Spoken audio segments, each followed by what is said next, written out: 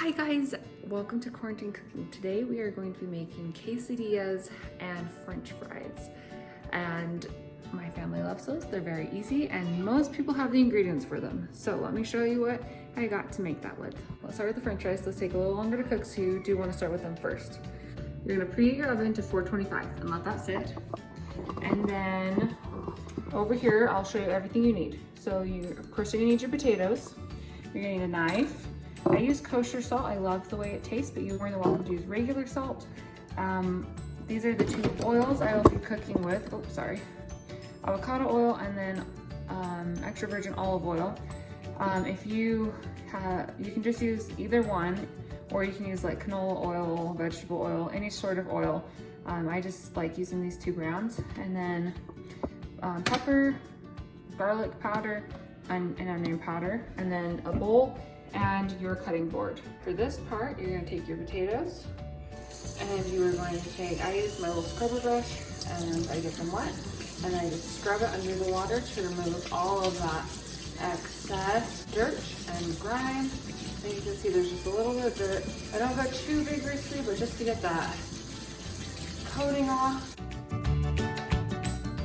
All right, so you're gonna start with your potato, and I like to cut it down the middle first, just like this.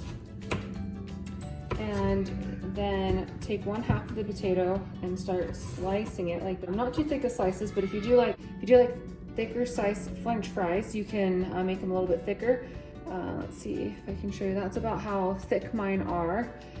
Or if you want to make these like potato wedges type of thing, you can as well. And then I cut them down the middle, and as you can see, this one I'll fold down, and then I will cut it down the middle as well, so then it's just kind of like 2 different French fries. And that's what I will do for the whole potato. And see how this one's kind of small, so I'll just throw that one in. There's no correct size. These have to be. It's kind of just, you eyeball it, and if it's something you like, then you like.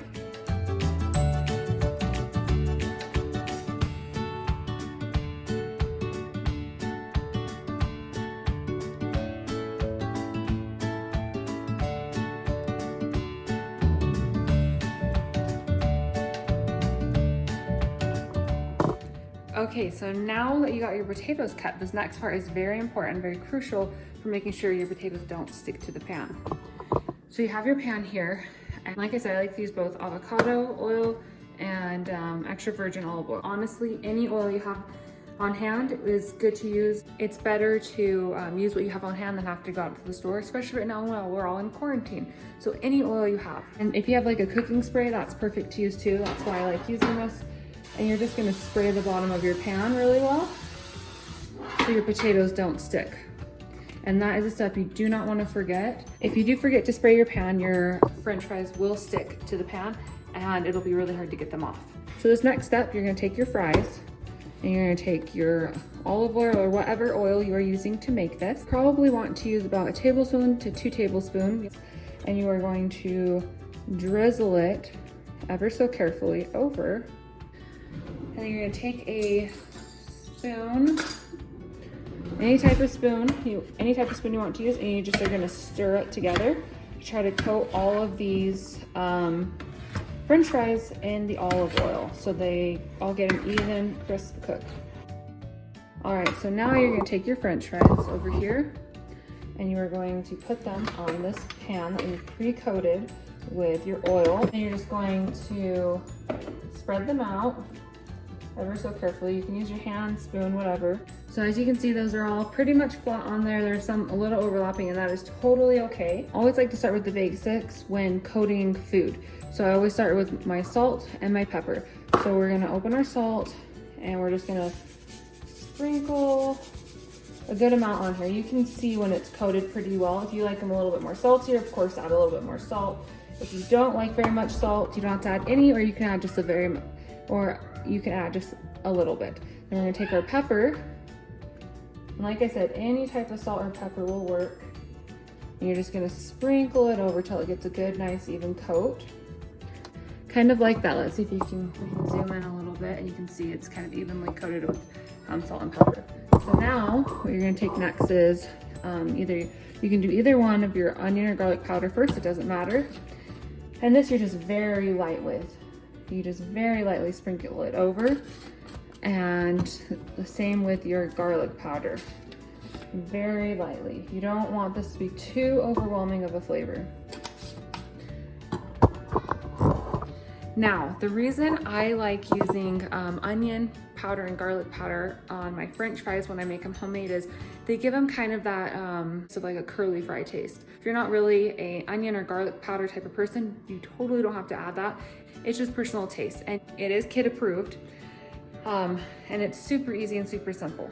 So once you've got your French fries all ready and prepped, you are going to open your oven and you will you're going to stick them in the oven. So we set our timer for 20 minutes and then we're gonna come back and flip them. Okay, so the timer just went off and I just pulled these out. As you can see, they're starting to cook a little and they're doing really well. Make sure you have a hot pad and a spatula. And we're just going to scrape them and flip them up so that way they don't stick to the bottom and they get a good even coat. All right, so as you can see, I already flipped all of them and broke them up so that way they wouldn't stick. And you can see some started to stick, and that's totally okay. You just want to now lay them flat. All right, so that's probably as flat as I'll make them. And then we're going to stick them back in the oven for another 20 minutes to cook. Okay, so I took my tortillas out of the freezer because we were fresh out of ones in the fridge. These ones are, like they tell you, they're paleo, non-GMO, gluten-free, dairy-free, soy-free, vegan. And I have to eat these because I cannot have dairy, wheat, corn, a whole bunch of stuff, and these are very friendly. I'll just show you the ingredients. They are cassava flour, water, coconut flour, coconut oil, apple cider vinegar, sea salt, and xanthan gum. Anyways, very good. And this is the tortillas that I will use. These are our kids' tortillas. We buy them in a big pack at Costco. I'll try and find what they're called. But any tortillas that you guys eat will work. Start grating our cheese. And I have two different types of cheese. This is, I think this is sheep cheese. I get sheep and goat cheese because I cannot have dairy. And then this is just regular cheese from Costco that I will just grate and put in these bowls.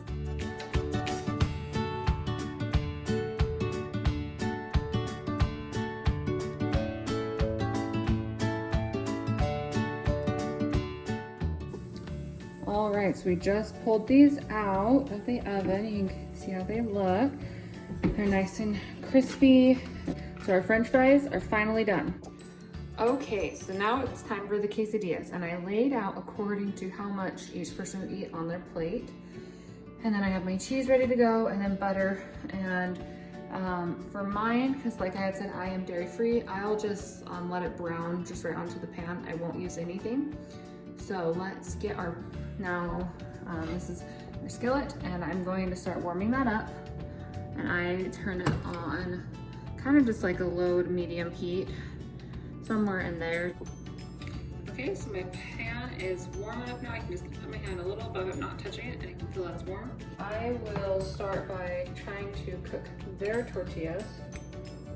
Not every tortilla you have to do this with, just these ones.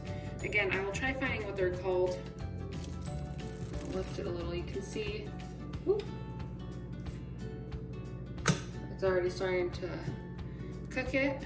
You want to be careful not to cook it too long on one side because it will burn it. Now you can see that my tortilla is brown, so I'll just set that to the side, and then we throw on the next. Okay, so I just finished cooking the tortillas, so that way they are ready to go back with cheese on. And before there gets butter in this pan, because I like to only use one pan, I am going to cook mine because I can't have any butter. So for mine, I got my tortilla and my cheese. I'm gonna set these off, one of them off to the side, and I'll set this down on here like that. And I'm just going to sprinkle it in very graciously. If you like more cheese, put more cheese, but be careful because you want to be able to close it. I like an okay amount of cheese, not too much, not too little. And you just are gonna close it. You can see it was already cooking on that side. Be careful to not get cheese on the outside, because if you do, it'll start burning, and then it'll burn onto your tortilla as you put more in. So then you just let it kind of cook on each side for a little bit. You want to make sure and monitor that the cheese is melting right. With goat and sheep cheese, it's a little bit different. It takes a little bit longer for it to melt. I do like to be brave, and I will put 2 in at one time, kind of to make the cooking go a little bit faster. You can see this one is now done. I like it just a little bit crispy, not too crispy, but crispy enough. So now we're going to just put a little bit of butter in the pan. And it's sizzling away already, which is good. Spread that butter around. It's turning brown because of having the other stuff on there and how the tortilla is kind of overcooked in some spots. Anyways, but when you're dealing with corn tortillas, you have to use something, whether it's butter or oil, to cook it in first and get it a little bit more flexible and soft, and then you can move on to adding cheese, because now it's a little bit more flexible, whereas before it would not move like that. Let me show you. You can see that this is kind of a little more stiff, and if I were to bend that in half, it would break. So you have to use, whether it be oil or butter, in your corn tortillas. And then we just take a little bit of cheese the same way. Oops, pick that up. Pick that up. You just fold it over. You just want to watch and see how that's browning very nicely. It's going to be nice and crispy. We got one done with the corn tortilla. There we go. And you can see this is, it's crispy, but it's not too overdone, and that's how it is on both sides. Oops, sorry about the lighting. Okay, so now we're going to do our regular tortillas. We got butter in our pan going. We're going to stir it around. Going to slap it in there like this. I like to hold it halfway up so I don't have to use anything to pick it up. And then you just fold it right over, and I slide it to the side, and then I'll add a second one in there.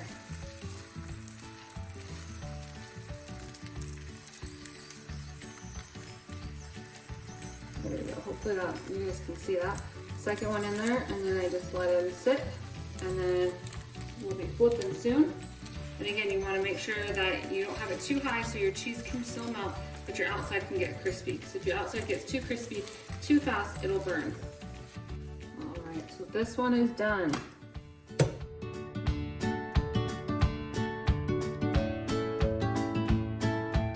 And just like that, dinner's ready. We got our French fries and our quesadilla. All right, so with these videos, if you don't have an ingredient, try shelf cooking. And by that I mean, go into your cupboards and look for something you have that's maybe similar. So in the recipe today, I used olive oil and avocado oil.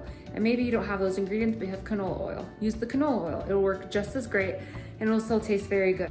If you have red potatoes and maybe not the russet potatoes, then use those red potatoes. They'll still taste just as good. So just use what you have on hand.